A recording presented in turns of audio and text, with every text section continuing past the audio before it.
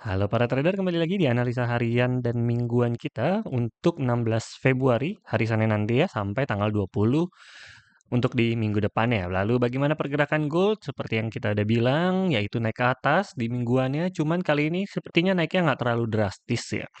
Terakhir pembukaan tuh di 49-an seingat gue. Ini penutupannya di 5.050, si Senin di 4.963 ya. Dan ternyata naik memang, cuman naiknya sepertinya tidak sesuai harapan ya. Harapan gue sebenarnya di 51 atau 52-an supaya dia di sini kan bolong nih, lihat ya. Ini kan bolong, bikin kayak candle baru di sini gitu ya. Tapi ternyata hanya berhenti di 50 40-an walaupun sempat drop dalam juga. Tapi secara trend line ya masih uptrend ya teman-teman ya. Jadi masih naik ke atas trennya, belum ada patahan. Jadi minggu depan masih sama, selama belum patah sampai ke daerah 48 berarti masih uptrend. Walaupun kemarin USD sudah sempat menguat, tapi ternyata gold tidak jatuh ke bawah, maksudnya di bawah di angka 5.000, tapi di atas 5.000. Oke, walaupun kemarinnya sempat jatuh sudah di 4950-an, gue pikir, oh jangan-jangan gold di bawah 5.000 nih. Kalau gold di bawah 5.000, kemungkinan minggu ini adalah sideways atau turun ke bawah bahkan.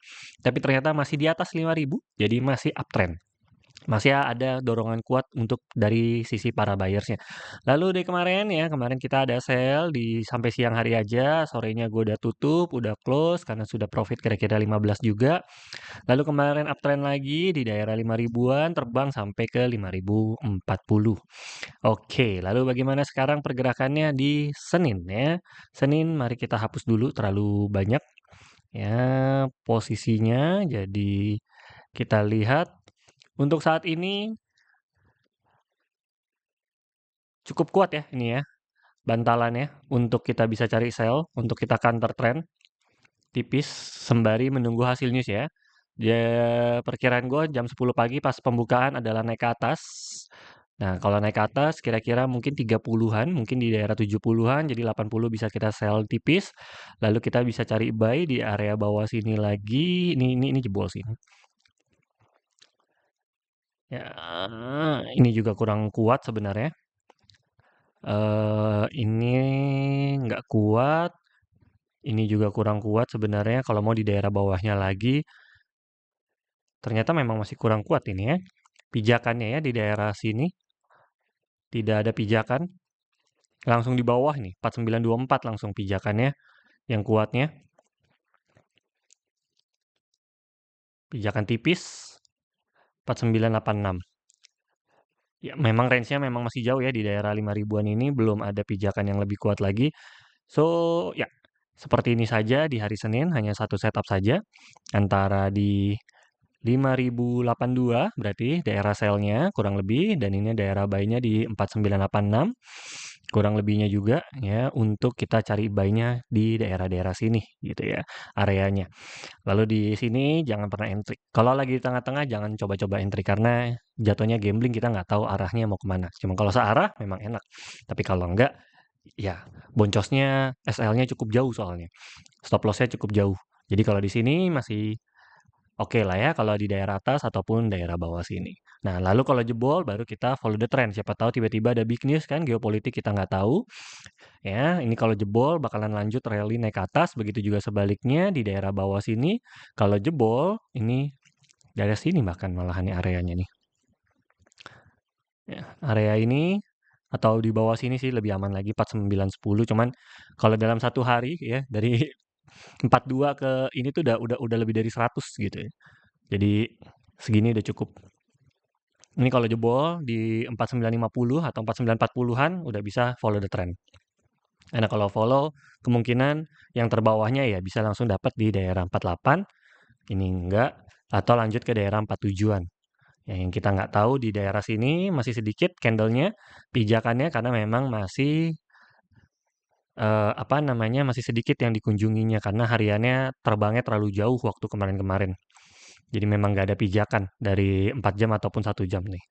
Naik terus nggak ada turun naik turunnya gitu. Jadi memang di sini masih kurang banyak pijakan untuk kira-kira entry-nya. Jadi agak-agak jauh memang. Ya, jadi ini sekali jebol bakalan jebol langsung terbang jauh, begitu juga sebaliknya kalau jebol bawah bakalan jebol jauh. Jadi mendingan ikuti saja arah tren. Kalau ada big news, kalau nggak ada baru kita bisa counter trend. Oke, mari kita lihat selanjutnya di Forex Factory sendiri, adakah big news di Forex Factory-nya sendiri? Belum kita setting. Mari kita tunggu sebentar. Hari Senin tidak ada. China libur bahkan. Wah, sideways. Parah ini. Tapi nggak apa-apa, kita tunggu dulu. Takutnya ada big news, kalau begitu hasilnya keluar, kita tinggal counter kurang lebih ya 30-40 dolar itu udah cukup. Ya, nanti pembukaannya marketnya di mana, habis itu tinggal plus minus counter di 30-40 itu udah oke. Hari Selasa, bank masih libur juga China. Oh, Imlek ya. Libur panjang China ya. Selamat hari Imlek. Lalu jam 2-nya GBP, setengah 9 CPI, CAD, hanya CAD saja. Lumayan ya pergerakannya. Hari Selasa, hari Rabu NZD. Oke, China masih libur sampai setengah 9. Tidak terlalu big news. Hari Kamis, FOMC meeting Kamis 19 ya. FOMC meeting ya, China-nya libur tapi ya masih libur dia ya. Lihat-lihat market berubah ini langsung ya.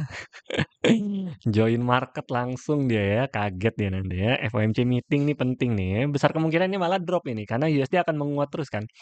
Sedangkan yang lainnya nggak ada, ini China sesi Asia malah nggak ada tenaga untuk buy gitu ya.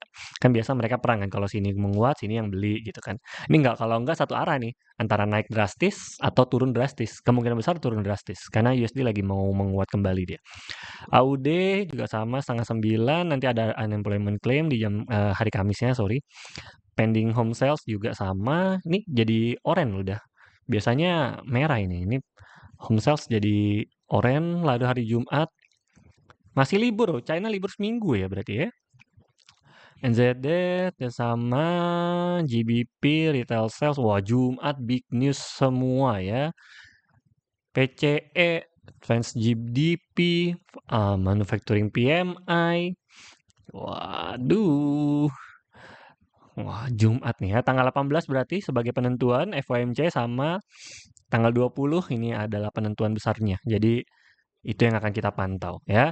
Namun Senin, Selasa paling nggak sampai malam itu sideways. Oke, jadi kita kembali ke hariannya saja. So, besok begitu market kebuka antara di atas atau bawah, tinggal tambahin atau minusin 50 dolar atau 30 sampai 50, habis itu boleh posisi counter. Sesimpel itu ya.